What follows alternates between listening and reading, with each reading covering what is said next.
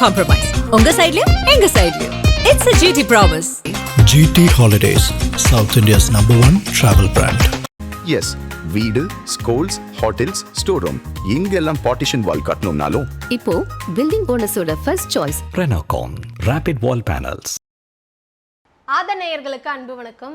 சமீபத்தில் நம்ம எல்லாருமே ஒரு விஷயம் கேள்விப்பட்டிருந்தோம். திருச்சி கிழக்கில் ராகவா லாரன்ஸ் அவர்கள் நிற்க போகிறாருன்னு. யார் சைடுமே தாவிகா சைட்லேருந்தும் பெரிய அனௌன்ஸ்மெண்ட் வரல. இந்த பக்கம் ராகவா லாரன்ஸுமே அதை மறுக்கலை அப்படிங்கிற ஒரு விஷயம். ஆனால் நேற்று ட்விட்டரில் ஒரு பதில் சொல்லி, இது எங்கிருந்து ஸ்டார்ட் ஆச்சுன்னு எடுத்துப்போம். அவர் எந்த ஊருக்கு போனாலும் அங்கே இருக்கக்கூடிய மக்களுக்கு அவரோட சேவைகளை தொடர்ந்து பண்ணிக்கிட்டு இருக்கக்கூடியவர் தான் ராகவா லாரன்ஸ் அவர்கள். அவர் வந்து திரைப்படத்துறையில் இருந்தாலுமே கூட பாலா அவர்களோட அவர் வந்து நிறைய விஷயங்கள் பண்ணுறதை பார்த்துட்டு அவருக்கு உதவுறதா இருக்கட்டும், இன்ன வரைக்கும் நம்ம இண்டஸ்ட்ரியில் இருக்கவங்க மக்கள் கேட்ட சாமானிய மக்கள் கேட்டாலும் முதலாளாக பண்ணக்கூடியவர் தான் லாரன்ஸ் அவர்கள். குறிப்பாக அவரோட அறக்கட்டளையின் மூலமாக இன்னும் பல பேர் நல்ல இடத்துல படிச்சுட்டு நல்ல இடத்துல நல்ல வேலை வாய்ப்போடு இருக்காங்க. உடல்நலம் முடியாதவங்களுக்காக இருக்கட்டும், இந்த மாதிரி அதான் சொல்கிறேனே, நீங்கள் கணக்கே இல்லைங்க அந்த மனுஷன் பண்ணதுக்கு.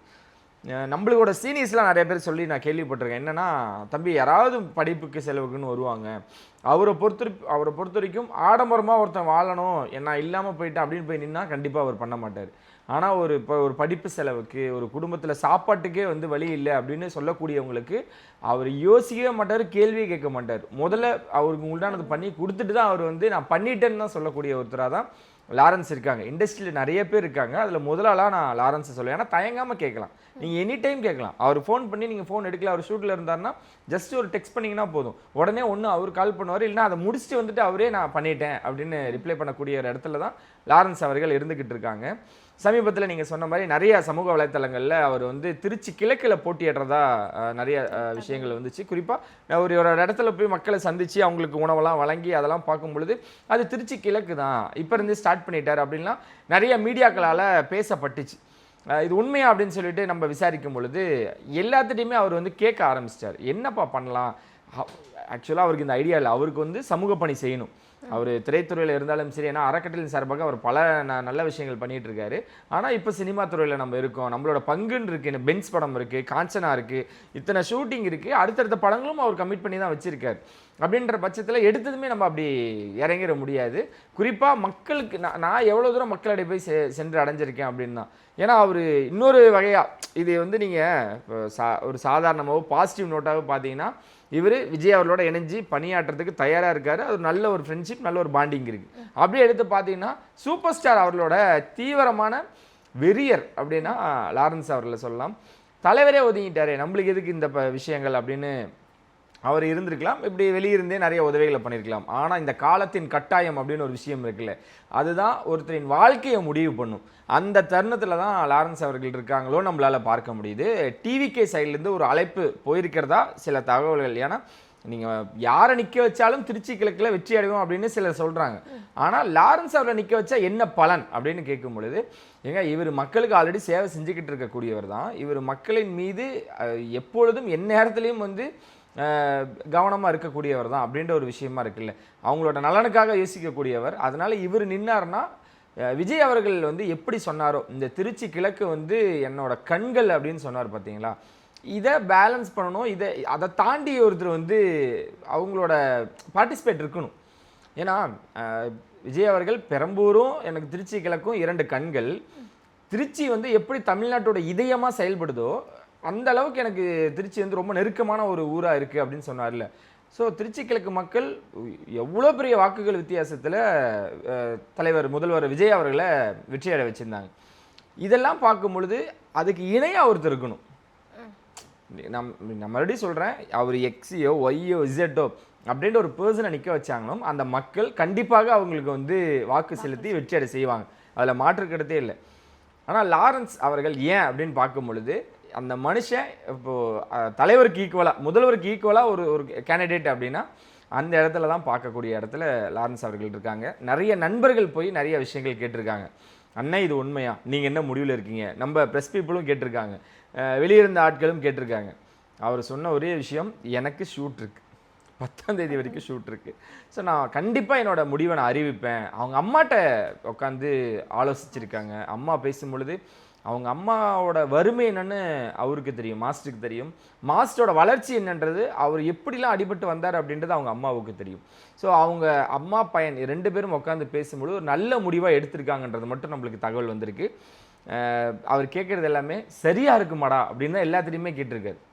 நம்ம வந்து ஏன்னா அந்த மனுஷனுக்கு ஏமாற்ற தெரியாதுங்க. முதல்வர் அவர்கள் மாதிரி தானே வச்சுக்கிங்களேன். அதனால தான் ஈஸியாக சேர்ந்துப்பாங்கன்னு நான் சொல்கிறேன். ஏமாற்ற தெரியாது. ஒரு 10 ரூபாயோ இல்லை எங்கேயாந்து ஒரு காசு வருதுன்னா வைங்களேன், அந்த 10 ரூபாய் எடுத்துகிட்டு வீட்டுக்கு கொண்டு போய் அவர் என்ன வேணாலும் பண்ணலாம். ஏன்னா அவருக்குன்னு ஒரு குடும்பம் இருக்குது, குழந்தைகள் இருக்காங்க. அந்த 10 ரூபாய் எடுத்துகிட்டு போய் வீட்டில் அவரோட சொந்த செலவுக்கு பண்ணலாம். அவர் என்ன பண்ணுவார்னா அந்த 10 ரூபா எங்கே இருந்துச்சோ அங்கேருந்து வீட்டுக்கு வரதுக்குள்ளார வழியில் இருக்க எல்லாத்தையும் கொடுத்துருவார். 10 ரூபா மட்டும் கொடுக்க மாட்டார், பேக்கெட்டில் இருக்க எல்லாத்தையும் கொடுத்துட்டு தான் வீட்டுக்கே வருவார்னு வச்சுங்களேன். ஸோ இந்த மாதிரியோட மனிதனை தாவேக்காவை சார்பாக அங்கே நிற்க வச்சோம் அப்படின்னா மக்கள் மேலே இன்னும் ரொம்ப அதிகமான ஒரு கேர் எடுத்து பார்க்கக்கூடிய ஒரு வேட்பாளராகவும் ஒரு மனிதராகவும் இருப்பார் அப்படின்றதான் தாவேக்காலேருந்து சொல்லப்படக்கூடிய விஷயங்கள். லாரன்ஸ் அவர்களும் தயாராக இருக்கிறதா தான் கூறப்படுது. நீங்கள் ஏன் சொல்லலாம், நீங்கள் என்னடா இவ்வளோ தூரம் நம்ம அவருக்காக பேசணுமா அப்படின்ட்டு.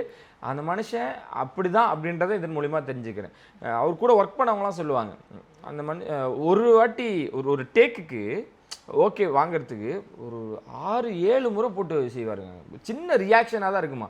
ரீடேக் எடுத்துக்கிட்டே இருப்பாராம். 6 வாட்டி சரியில்லை ரீடேக், சரியில்லை ரீடேக், 8-10 வாட்டிலாம் கூட ஒரு வாட்டி மோர் தென் 10 டைம்ஸ்லாம் கூட போயிடுச்சேன். ஏன் அப்படின்னா அவருக்கு பர்ஃபெக்ஷன்.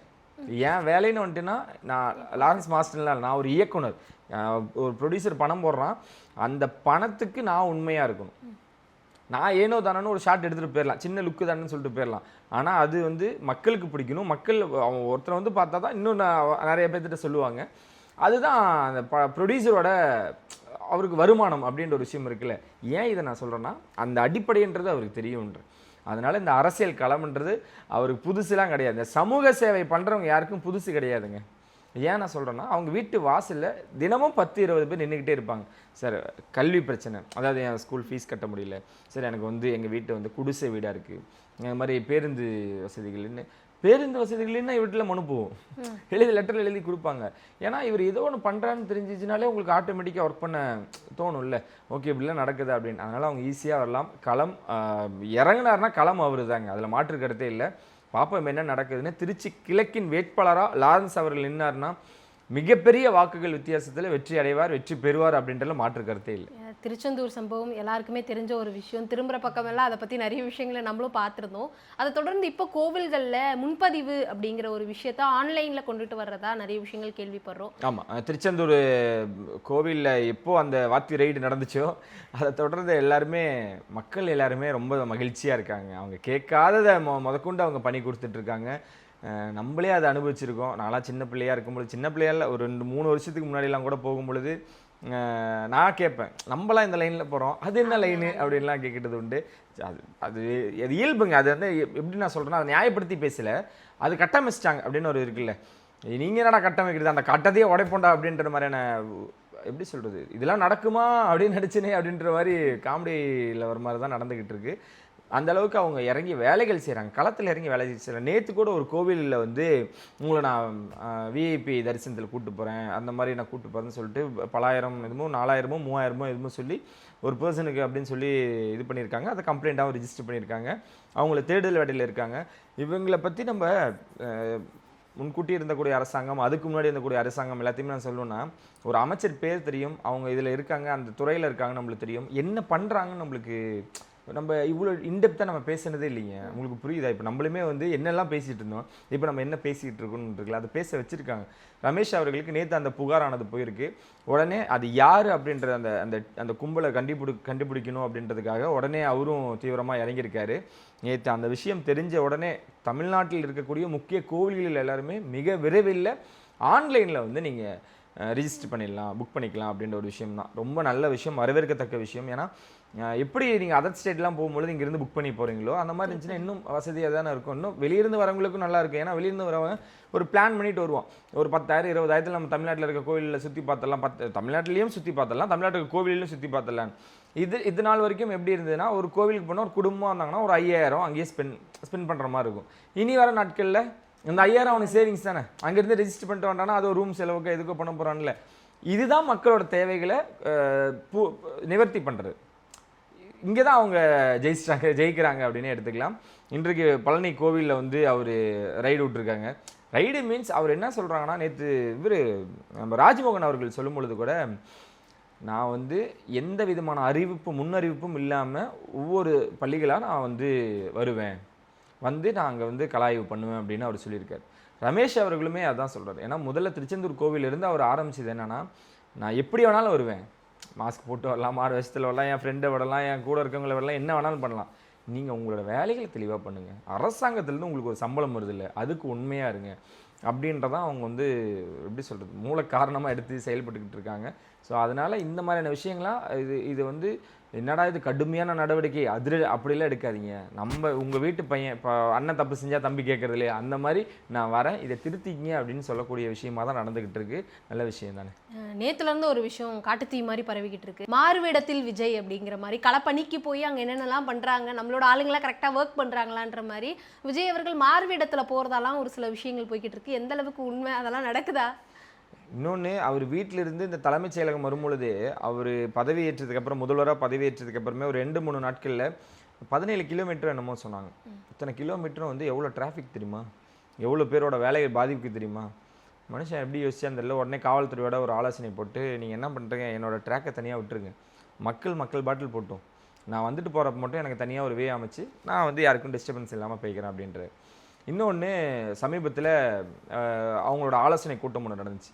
இது வரைக்கும் களத்தில் என்னென்ன ஆய்வு பண்ணியிருக்கீங்க, உங்களோட துறையில் எப்படி அடுத்த கட்டத்துக்கு போகலாம், அரசாங்கத்துக்கு என்ன நீங்கள் வருவாயை வந்து மீட்டு தருவீங்க அப்படின்ற விஷயங்கள் எல்லாமே அவ்வளோ ஸ்ட்ரிக்டாக ஃபாலோ பண்ணியிருக்காங்க. இப்போ அடுத்த கட்டத்துக்கு போகணும் அப்படின்னா, இப்போ நீங்கள் முதல்வன் ஸ்டைலாகவே எடுத்துக்கங்களேன், முதல்வன் பாணி தான் அப்படின்னே நீங்கள் கம்பேர் பண்ணுறனா பண்ணீங்கன்னா அப்படி தான் கலாய்வு பண்ணியே ஆகணும். ஒரு நம்ம அமைச்சர் ரமேஷ் அவர்கள் மாறு வேஷத்தில் போய் இந்த மாதிரி யார் காசு கேட்குறாங்களோ எல்லாத்தையுமே டக்குன்னு நடவடிக்கை எடுத்தார். அமைச்சர் அப்படி எடுக்கும் பொழுது ஒரு முதல்வர் ஏன் அப்படி போகக்கூடாது?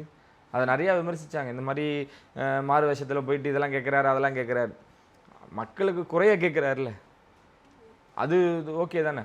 அவர் வர்றாரு போகிறாருன்னா அவருக்கு இருந்துக்கு தெரியாதா? அந்த காருக்குள்ளே ஏசி காருக்குள்ளே இருந்துட்டு, தலைமைச் செயலகத்துலேயும் போய் ஏசி ரூம்லேயே இருந்துட்டு, வீட்லேயும் போய் ஏசியில் இருக்கிறதுக்கு அவருக்கு தெரியாதா? ஒவ்வொரு துறை அமைச்சர்கிட்டையுமே தினமும் பேசுகிறார். நம்ம வந்து அந்த இதுகிட்ட மட்டும்தான், நம்ம அந்த ஆலோசனை கூட்டத்தில் மட்டும்தான் சரி, அந்த ஆலோசனை கூட்டத்தில் மட்டும்தான் அவர் பேசுகிறா நம்ம நினைக்கிறோம்ல, அது தப்பு. 2 நாளுக்கு ஒரு முறை. அது இல்லாமல் நீங்கள் எப்போனாலும் அமைச்சர்கள் வந்து எப்போனாலும் வரலாம், ஏதாவது விஷயங்கள்னாலும் நீங்கள் இப்போ நான் வந்து சார் இதில் வந்து நான் இவ்வளோ சேமிச்சிருக்கேன், இப்போ வந்து அரசாங்கத்துக்கு இவ்வளோ தான் வருது, இப்போ இவ்வளோ வர வச்சுருக்கோம் நம்ம ஆட்சியில் அப்படின்றப்போ அவர் ரெடி டு டாக். எப்போனாலும் நம்ம அவங்க துறையை பற்றி தான் யோசிச்சுட்டு இருக்காரு, மக்களை பற்றி தான் யோசிச்சுட்டு இருக்காரு. அதனால் இந்த பஸ்ஸு விட்ட விஷயம்லாம் எவ்வளோ பெரிய விஷயங்க. அதுக்குன்னு அங்கெல்லாம் அவர் மாறுவசதியில் போக முடியும். அங்கே இருக்கக்கூடியவங்க தாவேகா சார்பாக குறைகளை எடுத்து சொல்கிறாங்க, உடனே அதை நிவர்த்தி பண்ணுங்கன்றாங்க. ஒரே சின்ன குழந்தைகள், மாமா எங்களுக்கு பஸ்ஸு விடுங்க, என்ன உடனே பாருங்கள் என்ன பிரச்சனை, எதனால் இத்தனை வருஷமாக பஸ்ஸு போகல, என்ன காரணம், உடனே அங்கே வந்து பேருந்து அமைக்கிறதுக்கு வேலை. ஏங்க எவ்வளவோ காசு நஷ்டமாகுதுங்க, எவ்வளவோ கடன் வாங்குறீங்க, எவ்வளோ பிரச்சனைகள் இருக்குங்க. இத்தனை நாளாக அதை சொல்லி தானே அந்த ஊர் மக்களுக்கு இவ்வளோ பேர் தான் இருக்காங்க, அங்கே எதுக்கு பேருந்துன்னு கேட்டாங்க. இவர் என்ன சொல்கிறாரு, அப்படியாவே இருந்துட்டு போகுது, ஒரு பஸ்ஸு விடுங்க, அப்படி தான் அரசாங்கம் நஷ்டமாகணுமா, ஆகிட்டு போகுது அப்படின்னு ஒருத்தர் சொல்லக்கூடிய விஷயங்கள் இருக்குல்ல. ஆனால் நஷ்டமாக விட மாட்டாங்க, அதுக்கான வேலைகள் தான் பண்ணிக்கிட்டு இருக்காங்க. உடனே எல்லாருமே வந்து இல்லை இது இப்படி தான் அப்படின்னு நினச்சிப்பாங்க, அப்படி கிடையாது. ஆனால் அது உடனே ஆக்ஷன் எடுங்க. இந்த குழந்தைகளுக்கு என்னென்னு பாருங்கள், பள்ளி குழந்தைகள் அவ்வளோ பேர் மகிழ்ச்சியோடு இருக்காங்க, அந்த ஊர் மக்களே மகிழ்ச்சியோடு இருக்காங்க. பாராட்டக்கூடிய விஷயமாக தான் நம்ம எடுத்துக்கணும்.